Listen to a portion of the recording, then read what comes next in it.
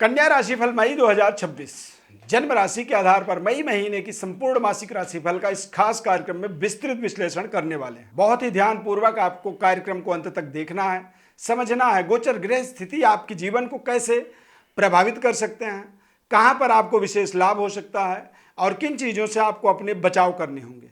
इस माह का क्या खास उपाय है, कार्यक्रम के अंत में आपको बताएंगे, जिस उपाय को आपको बहुत ही श्रद्धापूर्वक अपने जीवन में करनी चाहिए और उस उपाय से आपके जीवन के सभी प्रकार के अरिष्ट दोष शांत होंगे और आपकी अभिष्ट मनोकामना पूर्ण होगी। आप अपने जीवन में अपने मनोरथ को पूर्ण करने में सफल होंगे। सब्सक्राइब लाइक हमारे चैनल को आप जरूर करें हमारे साथ जुड़े रहने के लिए।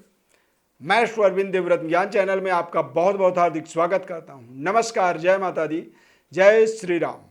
प्रिय दर्शकों, इस चार्ट को आप ध्यानपूर्वक देखें। इस महीने के अंदर सूर्य, बुध, मंगल, शुक्र, ये चारों ग्रह राशि परिवर्तन करेंगे। सूर्य और बुध ये दोनों ग्रह 15 मई को मेष राशि से निकल करके वृषभ राशि में गोचर करेंगे। मंगल ग्रह मीन राशि से मेष राशि में गोचर करेंगे 11 मई को और 14 मई को शुक्र ग्रह मिथुन राशि में गोचर करेंगे। यानी कि शुक्र के बलवान होने से आपका भाग्य ताकतवर होगा। गोचर ग्रह स्थिति को आप इस चार्ट में ध्यानपूर्वक देखें। शुक्र ग्रह नंबर 2 से नंबर 3 पर जाएगा। अब नंबर 3 क्या है, तो आपका राशि से 10वां घर। 10वें घर में कोई भी ग्रह जब गोचर करता है तो वो दिग्बली माना जाता है, यानी कि राजा है वो ग्रह। वही ग्रह आपके जीवन को पूरी तरह से ताकतवर फल देता है। और शुक्र ग्रह का प्रभाव तो आपको पता ही है। शुक्र जो है लग्जरी से जोड़ता है, विशेष जीवन के अभिष्ट कामनाओं को पूर्ण करता है। और माता लक्ष्मी की कृपा आपके ऊपर जब होती है तो यानी कि शुक्र का एक सकारात्मक फेस आपके जीवन में चल रहा होता है, तभी आपके पास जितनी आप सोचते हैं उससे भी कई गुना ज्यादा धन लगातार आते चला जाता है। इस माह में महत्वपूर्ण कार्यों को करने से बचें। 11 से 16 मई पंचक तिथि होती है। इन पंचक तिथियों में कोई भी पंचक नक्षत्र होते हैं और इन पंचक नक्षत्रों में कोई भी बड़ा जीवन का शुभ कार्य करने से व्यक्ति को बचना चाहिए। खासकर निर्माण कार्यों से बचना चाहिए। लकड़ी का, काष्ठ का और घास इत्यादि के काम को तो बिल्कुल टच भी नहीं करनी चाहिए। इस माह का कोई बहुत बड़ा अभीष्ट आपका कार्य जो है जिसे आप करना चाहते हैं, आपको लगता है कौन सा शुभ समय होगा, तो 21 और 22 मई अक्षय तृतीया का एक सराउंडिंग दोनों दिन का समय होगा। तो आप 21 और 22 मई को अपने जीवन के जो भी बड़े से बड़ा अभिष्ट कामना करना चाहते हैं या अभिष्ट कार्य को करना चाहते हैं तो आप जरूर करें। कोई गाड़ी खरीदना चाहते हैं, कोई घर बनाना चाहते हैं, कोई गृह प्रवेश चाहते हैं, सब कुछ 21 और 22 इन 2 तिथियों में आप अवश्य कर सकते हैं। हालांकि कोई भी बड़ा कार्य को करने के लिए आप अपने बारे में जरूर उसका सही समय का आकलन करें, सही समय का निरीक्षण परीक्षण किसी विद्वान पंडित के साथ में, या आप हमारे साथ भी जुड़ करके उसका एक सही निष्कर्ष कर सकते हैं। तो कन्या राशि वालों के लिए मई के माह में शुक्र ग्रह का गोचर 14 मई के बाद मिथुन राशि में होने का मतलब दिग्बली शुक्र होगा। यह आपके सेहत स्वास्थ्य को बेहतर बनाएगा। स्वास्थ्य के अंदर चल रही समस्याओं का आपको समाधान देगा। सूर्य और बुध वृषभ राशि में गोचर करेंगे, यानी कि आपके भाग्य में सूर्य और बुध। भाग्य में जब सूर्य देव का गोचर होता है तो ऐसे समय में व्यक्ति के अभिष्ट कामनाओं की पूर्णता होती है, कैरियर में सफलता मिलती है, नए नए संबंध रिश्ते जुड़ते चले जाते हैं। पिता और पुत्र का यानी कि पिता और संतान का जो संबंध होता है वो लगातार बेहतर होता चला जाता है। सूर्य देव जब भाग्य में गोचर करते हैं तो ऐसे समय में पूर्वजों का व्यक्ति को आशीर्वाद मिलता है और इष्ट देवता की सिद्धि होती है, तथा कारोबार, व्यापार या फिर नौकरी में बॉस के साथ में जो आपके हेड ऑफ डिपार्टमेंट हैं उनके साथ में आपके संबंध रिश्ते बेहतर होते हैं।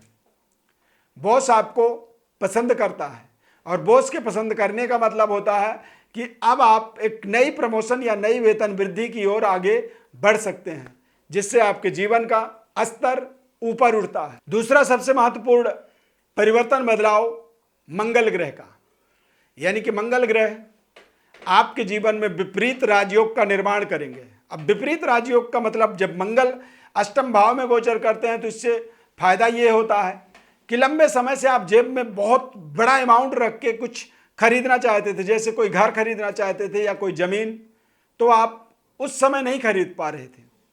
लेकिन आज पैसे ना हो करके भी बस आपकी योजना बन रही है, आप सोच रहे थे हो जाता नहीं हुआ, और अब यहाँ एक ऐसा समय आएगा जब विपरीत राजयोग बनता है तो कई बार अचानक मंगल के प्रभाव से आपके भूमि और भवन की प्राप्ति आपके जीवन को आनंदित करेगा। यानी कि मई के माह में यदि कोई भूमि भवन की प्राप्ति आपको होती है तो आपको उसमें जरा सा भी सरप्राइज नहीं होनी चाहिए। ये मंगल का विपरीत राजयोग आपके जीवन को चमत्कारिक परिवर्तन से जोड़ेगा।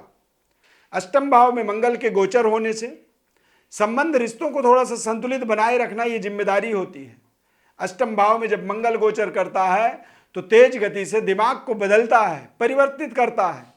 कई बार आप कुछ अच्छा बेहतर डेवलपमेंट होता हुआ जीवन में देखेंगे तो आपको लगेगा कि अब तो सब कुछ मैं ही मैं हूँ, और ऐसी स्थिति में आप ओवर कॉन्फिडेंट होके अपने उन रिश्तों को थोड़ा सा इग्नोर कर देते हैं, जो रिश्ते आपके लिए खास हैं, जो आपके लिए बने हैं, जो आपकी खास आवश्यकता है, उन रिश्तों पर भी आप एक तरह से मिसबिहेव करते हैं, और वो मिसबिहेव आपके उन संबंध रिश्तों में बड़ा तनाव तल्ख उत्पन्न कर सकता है जो आपके लिए हानिकारक होगा। तो ऐसे अति आत्मबल से अपने आप को बचाना आपका बड़ा एक जिम्मेदारी होता है। शुक्र ग्रह बलवान होगा तो शुक्र ग्रह के बलवान होने से आपके जीवन में आपके रहन सहन खान पान सुख सुविधाओं का जो व्यवस्था है उसमें लग्जरी आएगी। यानी कि नई गाड़ी आप प्राप्त कर सकते हैं, घर के रहन सहन सुख सुविधाओं का विस्तार होता हुआ देखेंगे। और शुक्र जब बलवान होता है खासकर पुरुषों के लिए तो ये आपके संबंध रिश्तों को, लव लाइफ को या फिर मैरिड लाइफ को बेहतर करता है। दाम्पत्य जीवन का सुखद एक वातावरण निर्मित कर देता है या फिर सुख की प्राप्ति करवाता है।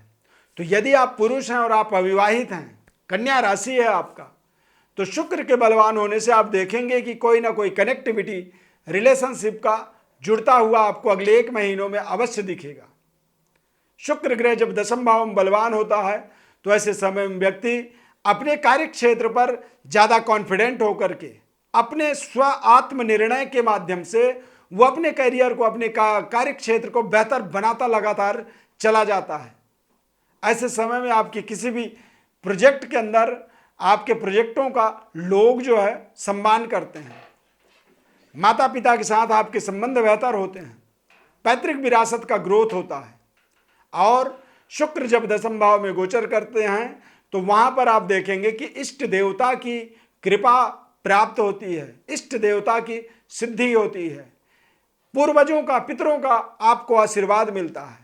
और जब पूर्वजों का पितरों का आपके पूर्वजों का जब आपको आशीर्वाद मिलता है तभी आपके जीवन में आपके मनोरथ अचानक पूरे होने लगते हैं, जो कि आपने ऐसा कोई योजना नहीं बनाया था। बस ग्रह के बलवान हो जाने से आपके जीवन में चमत्कारिक परिवर्तन बदलाव निरंतर होने लग जाती है।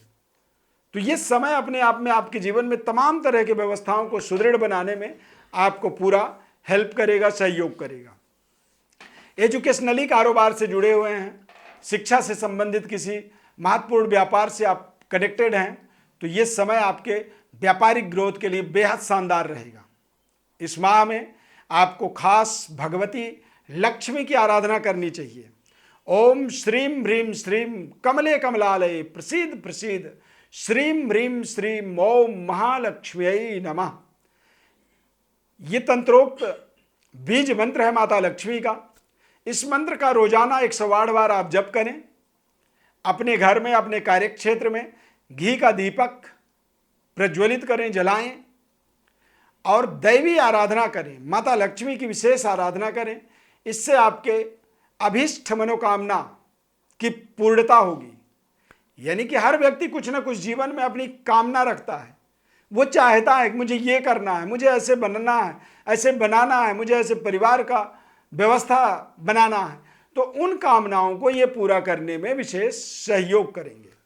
अब और अपने बारे में कोई विस्तृत विश्लेषण आप चाहते हैं तो हमारे व्हाट्सएप नंबर पर, जो नंबर आपको दिख रहा है, इस नंबर पर आप अपनी बर्थ डिटेल लिख करके भेजें। हमारे द्वारा संपूर्ण विश्लेषण आपको निःशुल्क रूप से बताया जाएगा। इस खास कार्यक्रम को आपने इतने ध्यानपूर्वक देखा है, लाइक, सब्सक्राइब और शेयर करना बिल्कुल मत भूलिए। प्रभु श्री राम कृपा आपके ऊपर सदैव बनी रहे। Thank you for watching. जय श्री राम।